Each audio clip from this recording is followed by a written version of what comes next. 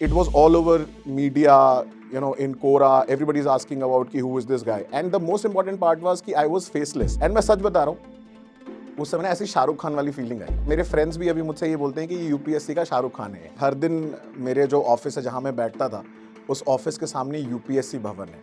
तो हर दिन मेरे को ये दिखता था कि यार इस एग्ज़ाम के लिए प्रिपरेशन करी, क्लियर नहीं हुआ, लेकिन आज भी मैं उस ऑफिस के सामने बैठा हुआ हूँ और उन्हीं लोगों के साथ काम कर रहा हूँ जो यूपीएससी क्लियर करके आते हैं। 2017 में अगेन बड़ा इंटरेस्टिंग मोड़ आता है। मेरे को एक लड़की का मैसेज आता है फेसबुक पे। मुझे लगा कोई स्टूडेंट होगी।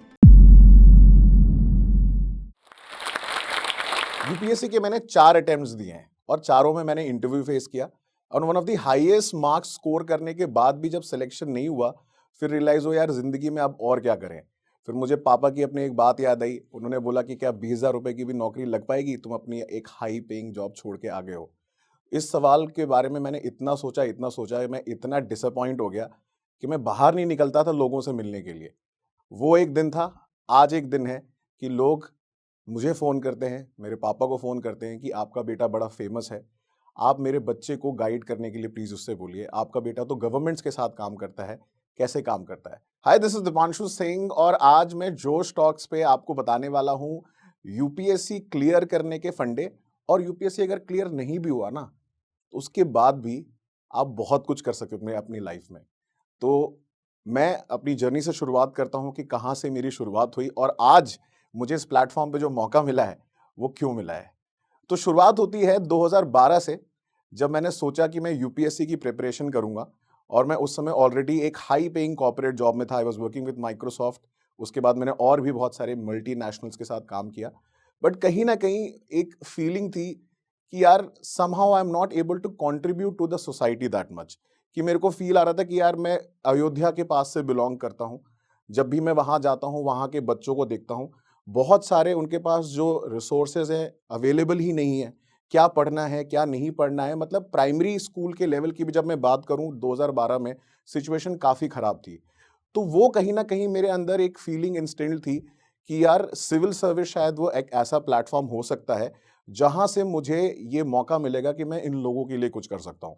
तो तभी मैंने ठानी और फिर मैंने 2013 में एक अटेम्प्ट दिया, जो कि आप कह सकते हो कि हाफ हार्टेड अटेम्प्ट था, क्योंकि मैंने अच्छे से पढ़ाई तो नहीं करी थी। और एक इम्पॉर्टेंट लर्निंग पॉइंट है आप सभी लोगों के लिए कि कभी भी यूपीएससी में मज़े के लिए अटेम्प्ट नहीं देना चाहिए, क्योंकि यूपीएससी आपके साथ भी मज़े ले सकता है।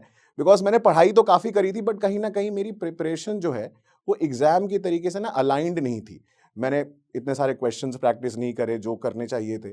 तो मेरा प्रीलिम्स क्लियर हो गया, मेंस भी क्लियर हो गया। तो जब मेंस क्लियर हो गया तब रियलाइज़ हुआ अरे ये तो बहुत ईज़ी लग रहा है। फिर जब इंटरव्यू में गया, इंटरव्यू भी अच्छा हो गया। देन फाइनली मैं सोचा अब तो मतलब आईएएस ऑफिसर बन ही गए हैं। बट जब फाइनल पीडीएफ आई तो वहाँ पे कहीं पे भी नाम नहीं था, तो बहुत ज़्यादा डिसअपॉइंटमेंट हुआ, जो ऑब्वियस है। लेकिन फिर बाद में रियलाइज़ हुआ कि क्या मैंने इतनी मेहनत करी थी कि मैं डिज़र्व करता हूँ इस पीडीएफ में आने के लिए। देन मेरे को रियलाइज़ हो गया था कि यार ऐसे तो सिलेक्शन नहीं होगा। और ख़ासकर अगर आप देखोगे जो जिस तरीके के कॉर्पोरेट लाइफ़ होते हैं, कॉर्पोरेट में जो काम होता है, वहाँ पे बहुत डिफ़िकल्ट है कि आपको अपॉर्च्युनिटी मिलेगी एग्ज़ाम के लिए प्रिपेयर करने के लिए। तो मैंने फाइनली ये डिसाइड किया कि मुझे एग्ज़ाम के लिए प्रिपरेशन के लिए फुल टाइम मुझे रिज़ाइन करना पड़ेगा अपने जॉब से, जो मेरे लिए बहुत बड़ा डिसीजन था, क्योंकि at such an young age अगर आपको एक हाई पेइंग जॉब मिल जाए ना, तो रिस्क उस समय आदमी इतना नहीं सोचता लेने के लिए। मैंने अपने पेरेंट्स को बताया कि मैं रिज़ाइन करके आ रहा हूँ। एंड मुझे अभी भी याद है कि मेरे फादर ने उस समय मुझसे बोला था कि तो देखो आ तो रहे हो रिज़ाइन करके, लेकिन ये सोच लेना कि यूपीएससी बड़ा टफ एग्ज़ाम है। इवन दो कि वो खुद एक सिविल सर्वेंट थे, लेकिन उन्हें ये चीज़ बात पता थी कि यूपीएससी क्रैक करना इतना ईज़ी नहीं है। और उन्होंने ये बोला कि ये सोच के आना कि अगर यूपीएससी क्लियर नहीं हुआ, तो तुम्हें 20,000 के रुपए की भी नौकरी मिलेगी इस मार्केट में कि नहीं मिलेगी। तो ये मतलब मेरे लिए एक थोड़ा मोटिवेटिंग भी था और एक तरीके से चैलेंजिंग भी था। मोटिवेटिंग इसलिए था क्योंकि एक तरीके से मेरे फादर ने मुझे चैलेंज कर दिया था। और दूसरा मोटिवेटिंग जो फैक्टर यहाँ पे आ गया उसके साथ-साथ ये भी था कि यार अनसर्टेनिटी है। हम लोग यूपीएससी को अनप्रेडिक्टेबल कमीशन तो बोलते ही हैं। तो ख़ैर एनीवे मैं रिज़ाइन करके आ गया। 2013-14 में मैंने अच्छे से अटेम्प्ट दिया। मुझे अभी भी याद है उस समय इश्यू चल रहा था, रशिया ने एनेक्स कर लिया क्राइमिया को। एंड करंट अफेयर्स हमेशा से ना मेरा स्ट्रेंथ था, तो मेरे को लगा मैं अपनी स्ट्रेंथ पे खेलता हूँ। करंट अफेयर्स बहुत अच्छे से पढ़ूँगा, स्टैटिक मैं ठीक-ठाक लेवल का कर लूँगा। अब 2014-15 के अटेम्प्ट में अनफॉर्चुनेटली करंट अफेयर्स इतना आया ही नहीं, ठीक है, सारा उन्होंने स्टैटिक पूछ लिया, फिर भी चलो प्रीलिम्स तो क्लियर हो गया। मेंस में क्या हुआ, ऑप्शनल में नंबर कम रह गए, क्योंकि उतने तरीके से अच्छे तरीके से मैंने ऑप्शनल की प्रिपरेशन नहीं करी थी। तो दोनों बार इंटरव्यू फेस किया, 187 मार्क आए, दूसरे बार इंटरव्यू में 178 आए, लेकिन घूम के बुद्धू घर को आए कि वहीं फिर पीडीएफ में नाम नहीं आया। फाइनली जाके 2015 में बड़ी मुश्किल से रिजर्व लिस्ट में नाम आता है, जो एक तरीके का हाई पॉइंट था कि चलो अच्छा कुछ तो हो गया। लेकिन वहीं पे ये जर्नी थोड़ी चेंज हो जाती है। अब 2016 में इस प्रिपरेशन की जर्नी के दौरान मुझे रियलाइज हुआ कि यार टीचिंग भी तो कर सकते हैं, और ये टीचिंग की अपॉर्चुनिटी मैंने अनअकैडमी पे स्टार्ट करी अपनी जर्नी। मुझे रोमन, अभी भी याद है, मुझे रोमन का कॉल आया कि यार तुमने इंटरव्यू दिया हुआ है, why don't you start teaching. मैंने बोला यार मैं ऐसे कभी प्रोफेशनल लेवल पे पढ़ाया नहीं है, लेकिन हाँ कॉलेजेस में और अपने स्कूल्स में बच्चों को गाइड करता था। बोला नहीं नहीं करके देखते हैं, मज़ा आएगा। एंड वहीं से फिर पढ़ाना चालू कर दिया। एंड मुझे अभी भी याद है कि 2016 में जब मैंने स्टार्ट किया तो मेरे माइंड में ये तो था कि मुझे अगला अटेम्प्ट देना है, बट कहीं ना कहीं वो इतना हेक्टिक हो गया मेरे लिए, क्योंकि डेली मैं करंट अफेयर्स के ऊपर काम कर रहा था, कई सारे टॉपिक्स पे काम कर रहा था कि कैसे हम लोग यूपीएससी प्रिपरेशन को सिंप्लीफाई कर सकते हैं। और वहाँ पे एक बड़ा इंटरेस्टिंग मोड़ आता है कि उस समय ऑनलाइन एजुकेशन नाम की कोई चीज़ नहीं होती थी। अराउंड 2016 में हार्डली एनी यूट्यूब चैनल भी थे जहाँ पे इन सब चीज़ों के बारे में बात होती थी। हम लोग एक बड़ा इनोवेटिव कॉन्सेप्ट लेके आए कि हम लोग daily current affairs the Hindu जो है उसकी समरी को जो है वीडियो के फॉर्म में पब्लिश करेंगे विद इन 15-20 मिनट्स। और आप आइडिया नहीं लगा सकते हो कि वो इतना फेमस हो गया कि it was all over media, you know, in Quora everybody is asking about कि who is this guy. And the most important part was कि I was faceless, it was a faceless video. सिर्फ मेरे को लोगों को मेरी सिर्फ आवाज सुनाई देती थी कि कोई तो बंदा है वो हिंदू समरी पढ़ा रहा है और नोट्स बना रहा है, और प्रिपरेशन से उससे लोगों को काफी सारे फायदे भी हो रहे थे। तो वो इतना जल्दी हिट हो गया, इतना जल्दी पिकअप हो गया कि उसके बाद आपने देखा काफ़ी सारे, मैंने देखा प्लेटफॉर्म्स ने वो उसको लॉन्च किया। तो वो एक बहुत बड़ा हाई पॉइंट था, कमिंग फ्रॉम द फैक्ट कि एक बहुत बड़ा डिसअपॉइंटमेंट फेस करना पड़ा। 2-3 बार सिलेक्शन नहीं हुआ, एक बार रिजर्व लिस्ट में किसी तरह सिलेक्शन हुआ, वो भी मैं फाइनल नहीं मानता। और फिर सडनली ये देखा कि अच्छा यार यहाँ पे भी बहुत कुछ किया जा सकता है। एंड मुझे अभी भी याद है कि मैं एक बार करोल बाग में ओल्ड राजेंद्र नगर में, मैं जो मेन लेन है वो वाजीराम और उसके सामने वहां से जा रहा था। मेरे को 2 लोग आके मुझसे बोलते हैं कि आर यू दीपांशु सिंह। मैंने बोला तुमने पहचाना कैसे मुझे? बोला नहीं आप किसी से बात कर रही थी, आपकी आवाज से पहचान लिया। मैंने कहा फेस तो तुमने देखा नहीं है? तो वो बोला नहीं नहीं सर, आपकी आवाज इतनी फेमस है कि हमने पहचान लिया कि ये वही बंदा है जो हिंदू समरी बनाता है। एंड मैं सच बता रहा हूँ, उस समय ना ऐसी शाहरुख खान वाली फीलिंग आई कि यार मतलब और मेरे फ्रेंड्स भी अभी मुझसे ये बोलते हैं कि ये यूपीएससी का शाहरुख खान है, क्योंकि वहाँ पे बहुत इंस्टेंट पब्लिसिटी मिली। और मैं डिनाई नहीं करूँगा पैसा भी बहुत मिला। कहीं न कहीं मेरे फादर आज भी मुझसे ये बोलते हैं कि इसका यूपीएससी में अगर ये और ढंग से अटेम्प्ट देता तो सिलेक्शन हो जाता, लेकिन ये पढ़ाने के चक्कर में फँस गया।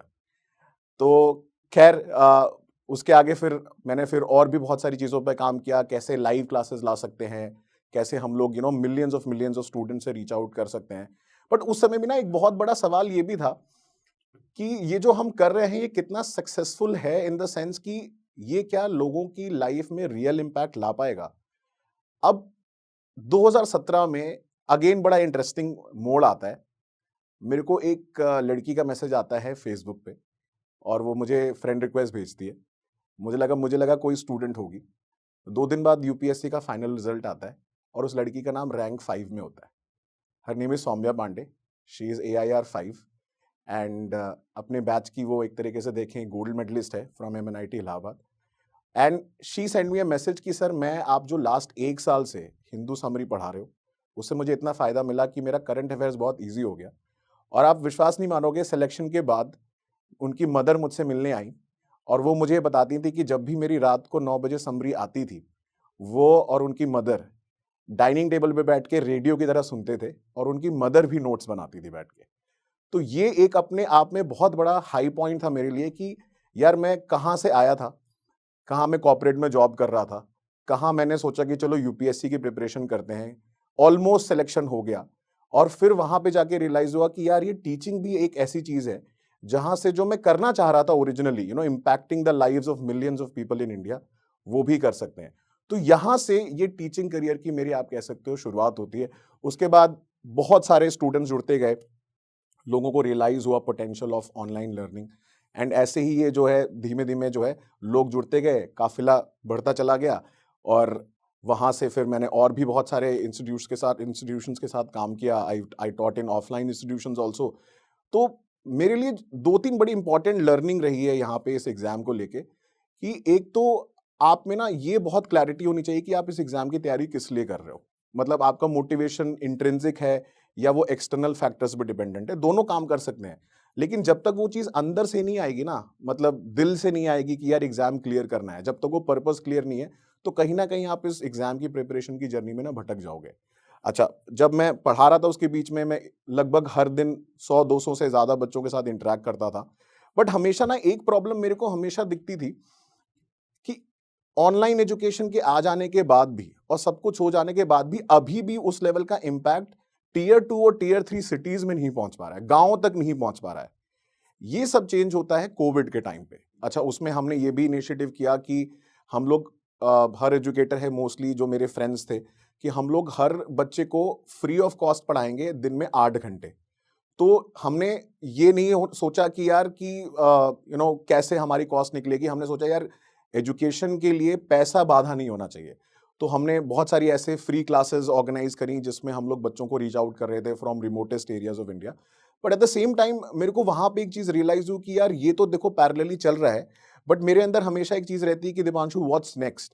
और उस समय मेरे को एक मौका मिला, कह सकते हो आप फॉर्चुनेटली, कि मैंने कोविड के टाइम पे जो डिस्ट्रिक्ट एडमिनिस्ट्रेशन ऑफ नोएडा है उनके साथ मुझे जो डिस्ट्रिक्ट मैजिस्ट्रेट थे उस समय, Suhas LY sir, who is a Paralympic medalist and the only IAS officer to win an Arjuna award, उनके साथ मेरी मीटिंग हुई by chance, and he told me that you can help in with your skills in technology, और कैसे आप help कर सकते हो in basically the administration in reaching out to many people. तो वहाँ पे फिर हमने एक प्लान बनाया कि कैसे हम लोग लाइव हॉस्पिटल बेड अवेलेबिलिटी की ट्रैकिंग करेंगे। हमने एक प्लेटफॉर्म बनाया और उसको रेगुलर बेसिस पे हमने अपडेट करना चालू किया। इनिशियली बड़ा टफ था बिकॉज गवर्नमेंट्स में ना थोड़ा नोशन होता है कि initially there are lot of hiccups, बहुत सारे सवाल होते हैं, बहुत सारे जवाब होते हैं, बहुत सारा डेटा आप नहीं रिवील कर सकते हो इन पब्लिक इंटरेस्ट।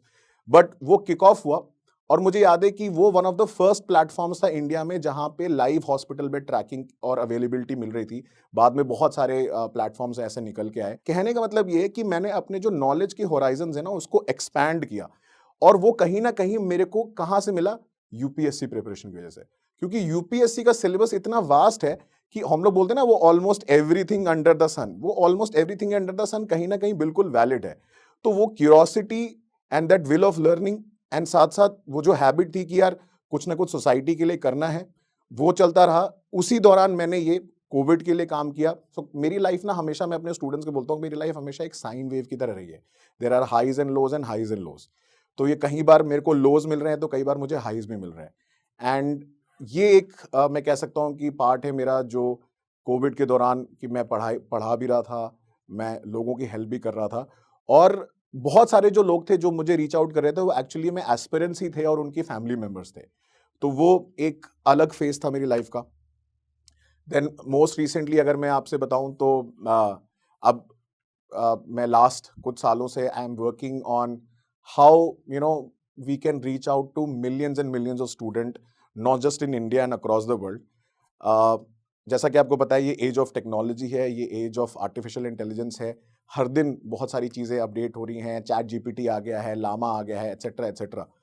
बट अभी भी ना एक बड़ी बेसिक फंडामेंटल प्रॉब्लम जो एग्जिस्ट करती है वो ये है कि अभी भी हम लोग ये ट्रैक नहीं कर पा रहे।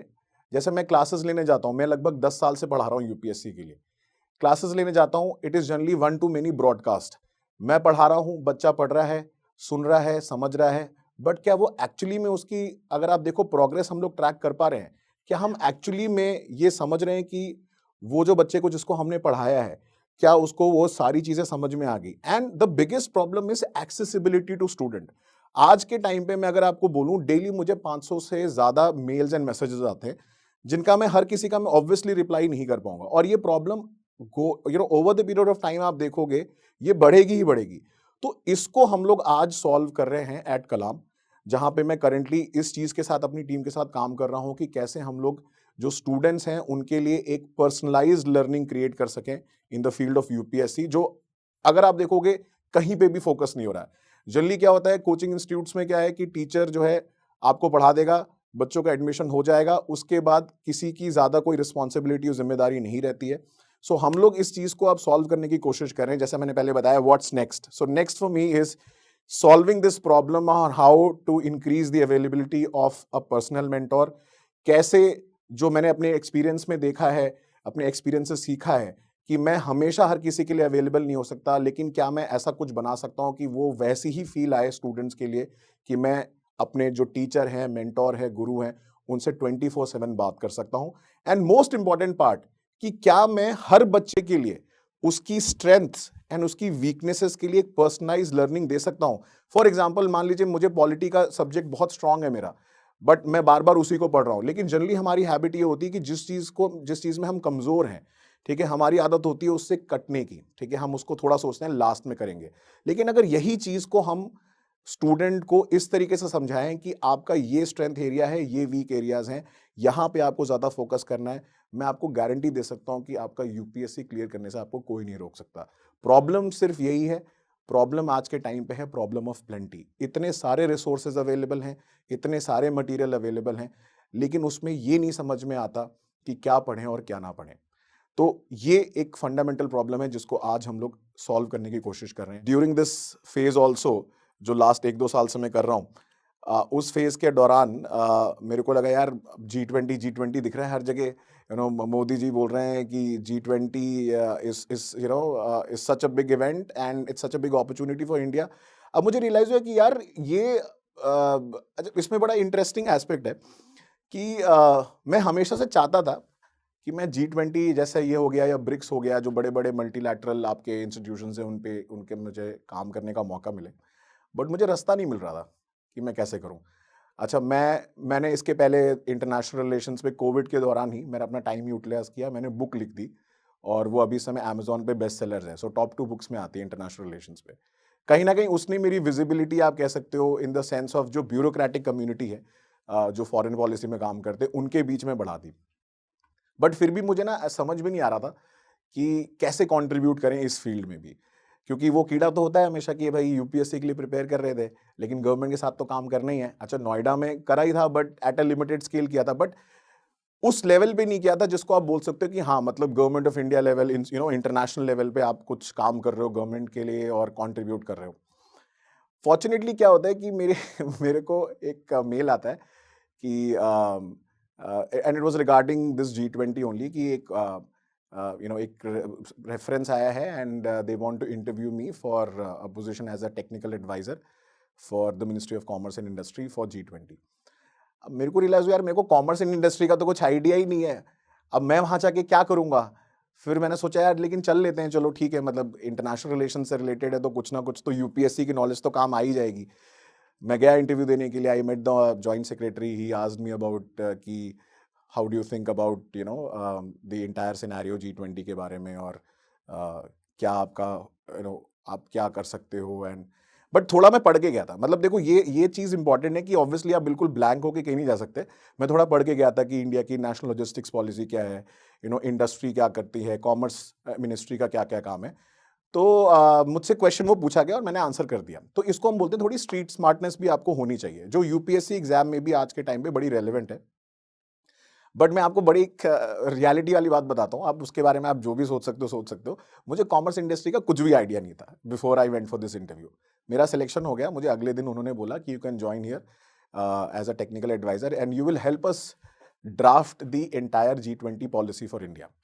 मैंने कहा ये तो यार मतलब बहुत ही बड़ा काम दे दिया मेरे को तो कुछ नहीं पता। लेकिन मैंने वो काम को लिया।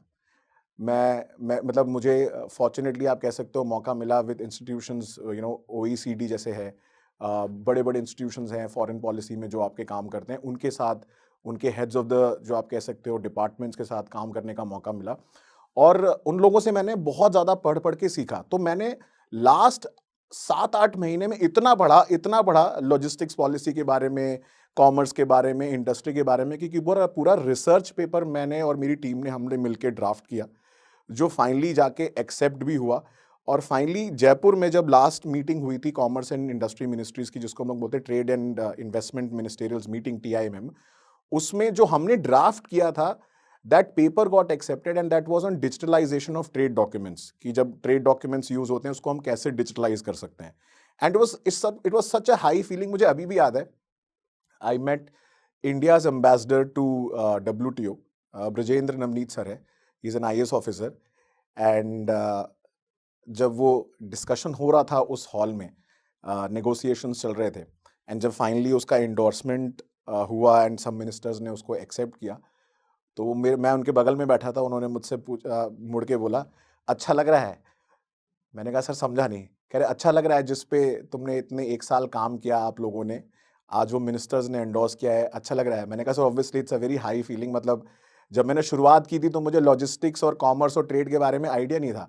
आज मैंने इतना पढ़ के, लोगों से बात करके, उनके एक्सपीरियंसेस सीख के एक पेपर ड्राफ्ट किया टीम के साथ मिलके, जिसको वर्ल्ड के G20 लीडर्स ने एंडोर्स किया है। तो ये मैं आपको इसलिए बता रहा हूं कि दुनिया में ऐसा कोई भी काम है जो आपको लगता है कि आप नहीं कर सकते हो, ये सच नहीं है। आप कुछ भी कर सकते हो, प्रोवाइडेड आप उस चीज को लेके डिसिप्लिन्ड हो, फोकस्ड हो, मेहनत करना जानते हो और लगन होनी चाहिए। यूपीएससी एग्जाम में भी दोस्तों यही है। अगर आपको ये लगता है ना कि आपको एग्जाम क्लियर करना है, सिलेबस पहले से डिफाइंड है, रास्ता आपको पता चली जाएगा, कहीं दिक्कत आती है तो आपको टीचर्स मिल जाएंगे, फ्रेंड्स मिल जाएंगे, मेंटोर्स मिल जाएंगे, जो आपको गाइड करने के लिए हमेशा रेडी रहेंगे। और अगर आप दिल से उसके लिए मेहनत करोगे ना, शाहरुख खान का डायलॉग है, दिल से कोई चीज चाहते हो तो कायनात मिलाने की कोशिश करती है, वो एक्चुअली में ट्रू है। जैसे मैंने दिल से चाहा कि मैं गवर्नमेंट के साथ काम करूं, मुझे मौका मिला। मैंने दिल से चाहा कि मैं क्या सोसाइटी के लिए कुछ कर सकता हूं, लोगों के लिए कुछ कर सकता हूं, इतने सारे एस्पिरेंट्स के लिए कुछ कर सकता हूं, मुझे मौका मिला। भगवान की दया से, मेरी मेहनत से, मेरे पेरेंट्स के, अगर आप कह सकते हो, आशीर्वाद से। लेकिन इसमें सबसे इंपॉर्टेंट बात है कि कभी भी मैंने ना मोटिवेशन और होप लूज नहीं किया। मेरी मेरी लाइफ में बहुत सारे डिसअपॉइंटमेंट्स भी आए हैं, ठीक है। एक दो तो गर्लफ्रेंड्स भी छोड़ के चली गई यूपीएससी की प्रिपरेशन के चक्कर में। उन्हें लगा यार ये बंदा तो बस पढ़ता ही रहता है, इसकी पर्सनल लाइफ में तो कुछ है ही नहीं, सिर्फ पढ़ाई है पढ़ाई है। तो मतलब पॉइंट यही है कि मतलब जो आप करना चाहते हो ना, उसके लिए पूरे दिल से आप लग जाओ। So coming back to the first question, जो मैंने स्टॉक के पहले आपसे बोला था कि यूपीएससी के लिए जब आपने पढ़ाई करी, एग्जाम क्लियर हुआ तो बहुत अच्छी बात है, नहीं क्लियर हुआ तो कोई हर्ज नहीं है दोस्तों। आप कुछ भी कर सकते हो जो आप चाहते हो, जैसे मैंने करा। आपके पास आज के टाइम पे इतनी सारी अपॉर्चुनिटीज है। एक चीज हमेशा याद रखिए, जो यूपीएससी में आपने जो ढंग से मेहनत कर ली है, मुझे अभी भी याद है मेरे पापा बोलते थे, जब उनका किसी से डिस्कशन होता था, जब उनसे लोग फोन करके बोलते थे कि आपका बेटा तो बड़ा फेमस एजुकेटर हो गया है, आप गाइड करने के लिए बोलिए मेरे बच्चों को, तो वो बोलते थे कि आपको क्या लगता है वो जो कर रहा है ना आज, वो जो उसने 2 साल या 3 साल ढंग से पढ़ाई करी है ना, उसी का फायदा है ये। तो रियलाइज मुझे ये भी हो चुका था कि जो मैंने ढंग से मेहनत कर दी ना 3-4 साल, वही मुझे आज इस प्लेटफॉर्म पे भी लेके आई है।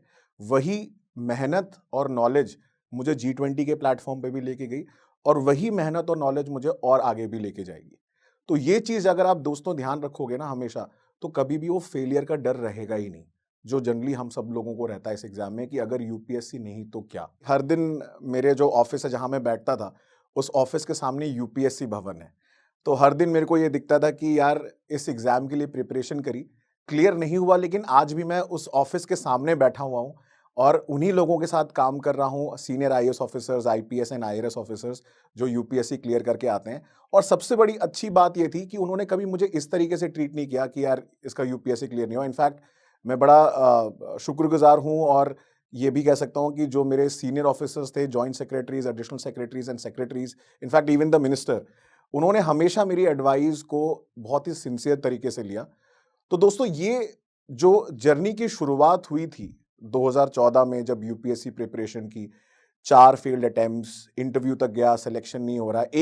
एक फेज में तो अगर आप देखोगे मेरे को डेंगी हो गया था, डेंगी के साथ भी मैंने मेंस दिया। लेकिन उसके बावजूद भी जो लाइफ में डिसअपॉइंटमेंट्स आए, जो मैं उस समय करना चाह रहा था वो मैंने किया। और आज भी अगर आप देखोगे दोस्तों, मैं गवर्नमेंट के साथ काम कर रहा हूँ, मौका मिला मुझे उनके साथ काम करने का। तो वो जो शुरुआत है यूपीएससी की जर्नी की, वो जर्नी अभी एंड नहीं हुई है, वो अभी भी चल रही है। आज G20 था, एडमिनिस्ट्रेशन के साथ काम करना था, कल कुछ और होगा। और इन सब चीज़ों को इंटरलिंक करती है वो क्यूरोसिटी, वो सीखने की चाहत, वो मेहनत, और ये कि जो यूपीएससी में आपने जो पढ़ा है यूपीएससी प्रिपरेशन के दौरान, वो कभी बेकार नहीं जाएगा, वो कभी फेल ही नहीं होगा, वो हमेशा आपको मोटिवेट करता रहेगा। In fact it will make you the smartest person in the room. हाँ, लेकिन उस समय ये जरूर ध्यान रखिएगा कि while doing this you also have to understand with full humility कि आप में ये चीज होनी चाहिए of understanding other person's opinion.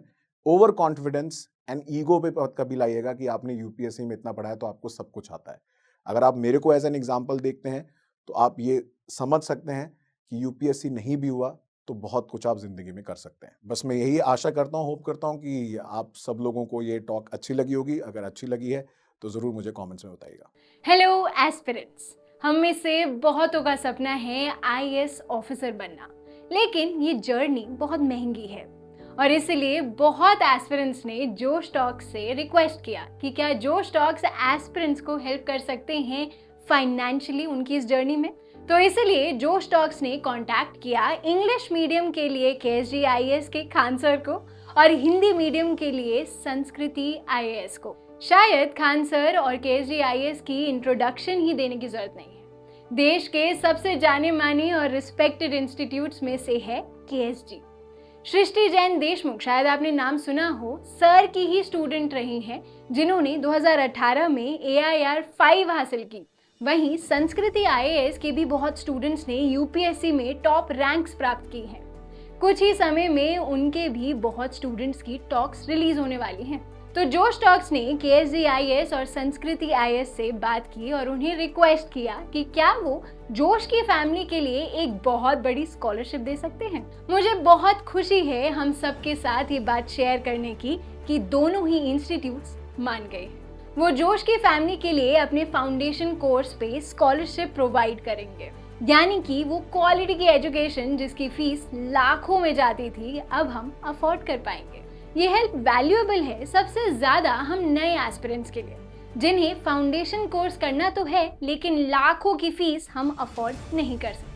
जोश फैमिली की ये स्कॉलरशिप पाने के लिए हम नीचे दिए गए गूगल फॉर्म को फिल कर सकते हैं। जब आपको कॉल आए तो प्लीज ये मेंशन करना मत भूलना कि आप जोश फैमिली के पार्ट हैं, ताकि आपको ये स्कॉलरशिप मिल पाए।